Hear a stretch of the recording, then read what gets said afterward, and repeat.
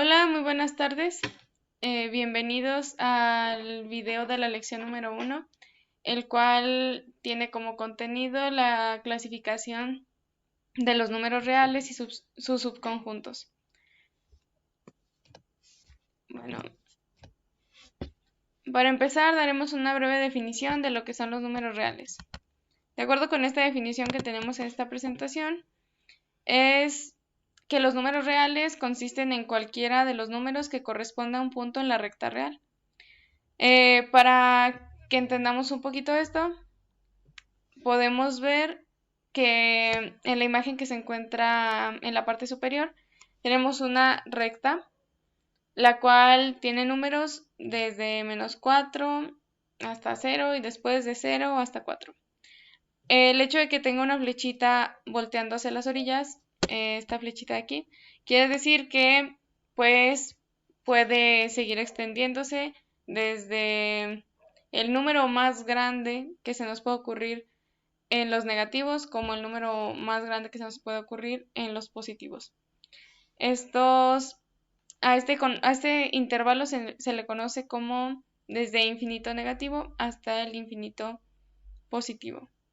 Entonces, los números reales básicamente van a ser cualquier número que nosotros hemos conocido hasta este momento, va a ser un número real. El 2 es un número real, el 5 es un número real, el -33 es un número real. Incluso aquellos que tienen un punto y números decimales van a ser números reales, así como los que podemos encontrar en forma de fracción. Para esto, para que entendamos un poquito mejor, veremos la clasificación de los números reales. Al hablar de ellos, podemos ver en este diagrama, a esta imagen, se le conoce como diagrama de Venn, dentro de la teoría de conjuntos. Estos diagramas nos ayudan a visualizar cuáles son los conjuntos, es decir, cuáles son los grupos en los que vamos a clasificar o separar de acuerdo a ciertas características, que son las que les voy a explicar a continuación. Comenzaré por decirles lo que son los números reales. Pueden ver en esta imagen, en la primera, el círculo más grande es el de los números reales y dentro de él están muchos grupitos. Bueno, pues los números reales, matemáticamente, como ya se los dije, van desde menos infinito hasta infinito y los vamos a estar representando con una letra R mayúscula. Este va a ser básicamente cualquier número que nos podamos imaginar en este momento. Desde el 23, que sería un entero, el 2, que sería un natural, el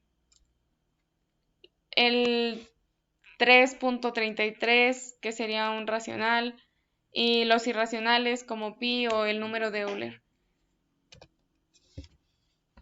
Esto les va a ir quedando un poquito más claro a medida que yo les vaya explicando lo que son los números, bueno, los subconjuntos que forman parte de los números reales.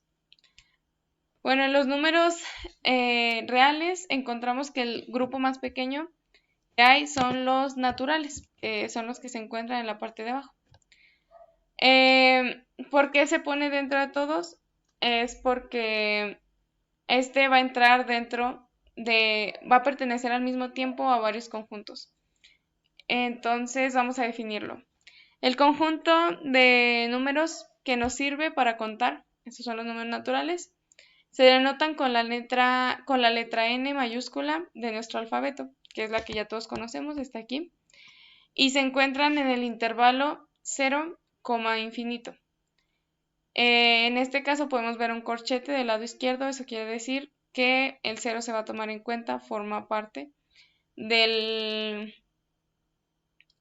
conjunto, tal que el valor es entero. Es decir, para que nosotros podamos considerar un número como número natural, debe cumplir dos condiciones. La primera es que sea un número entero y la segunda es que sea un número mayor o igual a 0.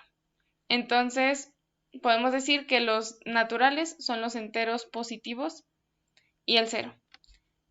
El por qué tenemos este conjunto, bueno, pues su explicación se remonta más que nada a hechos históricos.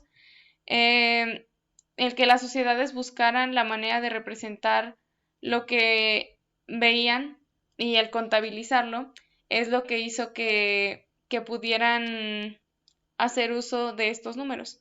Entonces, si se ve que tienes una cantidad de, no sé, 3 piedras, entonces por eso cuentas enteros, enteros positivos. No puedes decir tenía 3 piedras o no se consideraba de una manera como tan abstracta la matemática.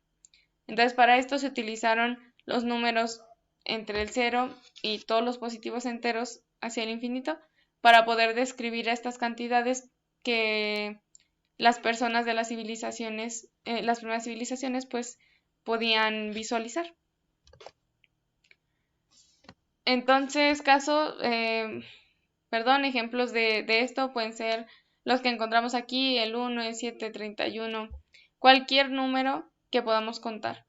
Los números naturales los podemos expresar como también cualquier número que después va a tener ese mismo número aumentado en 1, es decir, podemos irlos contando.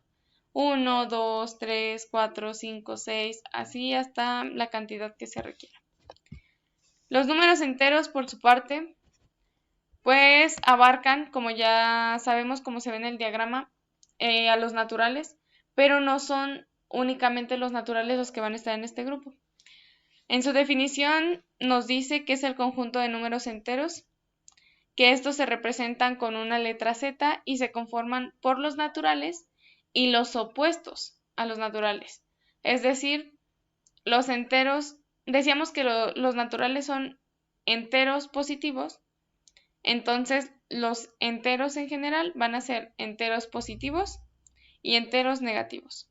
Y el 0, ya que el 0 también forma parte de los números naturales. El intervalo en el que está comprendido es de menos infinito a infinito, es decir, cantidades enteras grandísimas y cantidades enteras pequeñísimas, es decir, los que son negativos y los que son positivos. Se pueden ir alargando las cantidades, todo lo que sea necesario, porque están desde infinito, desde menos infinito hasta infinito. Bueno, después en la clasificación tenemos los números racionales. Estos nos dicen que se denotan con una letra Q mayúscula y se constituyen por aquellos que están representados como el cociente de dos números enteros. ¿Qué quiere decir el cociente? Es la división de dos números enteros. Cuando yo digo un medio, estoy diciendo 1 entre 2, como un medio de tortillas. Un cuarto de taza es una taza partida en 4, es decir, un número entero entre otro número que puede ser, no sé, el 1 en este caso. Entonces, tenemos también que se pueden representar con decimales. Estos los podemos encontrar, por ejemplo, en el 5.2, 5.3, 4.95, cantidades que nosotros ya conocemos. Las representamos no solo con fracciones o con las divisiones de números, sino también con decimales. Estos números en específico se les suele conocer de manera coloquial, pues como quebrados, en el caso de las fracciones, o simplemente les llaman como números decimales cuando tienen números después del punto. Nos habla también de que estos tienen un motivo de por qué dentro de ellos está el conjunto de los números enteros. Y es que en esta parte podemos ver que todos los números enteros se pueden expresar por medio de una fracción, como una división. Una fracción es básicamente una división. Entonces, por ejemplo, cuando yo escribo la cantidad 4, es un número entero, pero 4 yo lo puedo expresar como 16 entre 4. Es la división de dos números enteros, ¿sí? Y si yo divido 16 entre 4, me va a dar 4, que es un número entero. También los puedo expresar simplemente dejando en su denominador, en la parte inferior, el número 1, es decir, si yo digo 5 enteros, es lo mismo que decir tengo 5, que es un número entero. Entonces, todos los números enteros los vamos a poder representar como racionales, pero no todos los racionales son enteros. Por eso el círculo está más grande y en los ejemplos que podemos ver en el círculo pues un poquito más grande, podemos encontrar algunos que son como fracciones, con punto decimal y pues estos no entran dentro de los enteros por la definición que ya les mencioné anteriormente. Después tenemos los números irracionales. Los irracionales nos dicen que se representan con el símbolo i, o también lo pueden representar como q complemento, pero es mejor que lo representemos para este curso con la letra i. Se encuentran compuestos por todos los números decimales infinitos no periódicos, o dicho de otra forma, aquellas cifras cuyos decimales son infinitos y no provienen de una fracción. Es decir, los números irracionales no los podemos expresar en una fracción común, o sea, una fracción como cualquier otra, como lo puede ser el 2/3 o un quinto, porque estas fracciones nos dan o números periódicos o nos dan cantidades precisas. Al hablar de la periodicidad vamos a estarnos refiriendo a cantidades que tienen un patrón después del punto, entonces los decimales van a ser como un patrón. Ejemplo de esto puede ser 0.333333, que siempre va a ir hasta el infinito con 3, ya que no va a haber una manera de dividir en 3 sin que lleguemos a truncar el valor o a redondearlo. Así que, pues en estos casos esos son números racionales. Los irracionales, por su parte, no son periódicos, pero sí tienen puntos decimales. Y los vamos a estar viendo de la siguiente manera, en que a partir del punto hay números de manera infinita y estos números se presentan aleatoriamente. Los casos más conocidos o que se suelen mencionar para expresar esto es el número pi, que está en la imagen dentro. Nosotros comúnmente lo conocemos como por el valor de 3.1416, pero en realidad este es un valor redondeado, ya que este sigue y tiene una cantidad de números aleatorios hasta el infinito. Otro de los números más conocidos puede ser la raíz de 2 o el número de Euler, que es la letra i. A lo largo de este curso no los estaremos viendo estos, sin embargo, pues es importante que los conozcan. Por lo anterior ya les mencioné un poquito de las diferencias que estos llegan a tener. Y con los racionales sí es importante que generemos una distinción entre estos para que no llegue a haber ninguna confusión. De esta manera terminaríamos con el primer tema.